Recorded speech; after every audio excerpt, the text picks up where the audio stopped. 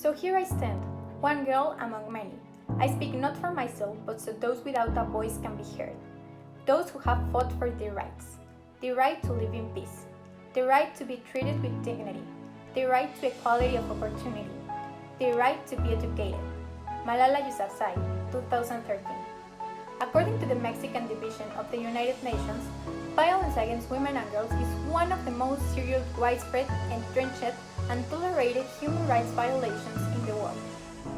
This type of violence represents one of the main concern topics for international organizations such as UNIFEM, OMS, and ONU due to the increasing number of victims for the last 10 years, putting in jeopardy thousands of women's security and well-being throughout the country, as well as their fundamental rights as a person stated in the Universal Declaration of Human Rights. Even though gender inequality is a global problematic, Forbes Women has rated Mexico as one of the worst countries to be women, positioning it in the 60th place on a worldwide scale. This means that countries like Israel, Kazakhstan, Turkey, and Saudi Arabia outperform Mexico on issues involving human rights, progress, gender equality, income equality, and security. In 2018, and according to an investigation made by the World Health Organization, it is stated that at least 6 out of 10 Mexican women have faced an incident of violence. 41.3% of women have been victims of sexual violence, and in its most extreme form, referring to femicide's term, 9 women are murdered daily. In addition, the United Nations Organization has stated that 8 out of 10 women have experienced sexual harassment at least once in their life.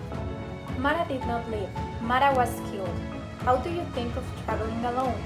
Mexico, the deadliest region for women, are some of the headlines that flood the Mexican press. Infobae 2020. The data recorded by the Executive Secretariat warned that in the first 4 months of 2019, 1,199 victims of sexist violence died. That is, every 2.5 hours on average, a woman is killed because she is a woman, statistic that unfortunately does not diminish. But the real question is, why is this phenomenon so common and strong in our country? Well, according to ONU Mujeres 2010, gender inequality and discrimination are the root causes of violence against women, influenced by historical and structural power imbalances between women and men that exist to varying degrees throughout all the communities in the world. Unfortunately, and as stated previously, we live in a country fulfilled of violence, which strongly influences the way in which human rights are implemented among the individuals of society. As seen in historical milestones of 20th and 21st centuries class, imparted by the teacher Angelia Carrera, this social phenomenon has been present in society since the beginning of human history. From centuries ago, women have always been perceived as the weak, submissive, and obedient gender. Society has stigmatized the gender roles as they saw fit in past times, which nowadays have strong repercussions in the culture and normal behavior of society in general, but mainly in men. This social construction has led to the hegemonic masculinity, which according to Francesco Morettini, this concept refers to how the presence of masculinities generates hierarchical domination, not only between men and women, but also between themselves.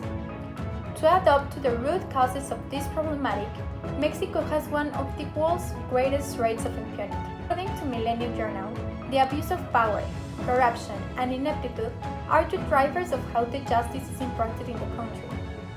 According to the Global Impunity Index, Mexico is rated on the 7th place on a global scale, which is a direct reflection of what is really happening within the justice system. There is no doubt that gender violence is not just a matter of behavior, but a matter of human rights. As it is stated on the Universal Declaration of Human Rights, all human beings are born free and equal in dignity rights, as well as everyone must have the right to live with security and liberty. In addition, the Article 8 states that everyone has the right to an effective remedy by the competent national tribunals for acts violating the fundamental rights granted him by the Constitution or by law, something that unfortunately does not happen in Mexico. To sum up, Mexico is a concentration point for gender violence. Every day, thousands of women go out in constant fear of their security and well-being, not knowing if that would be the day in which their human dignity will be jeopardized.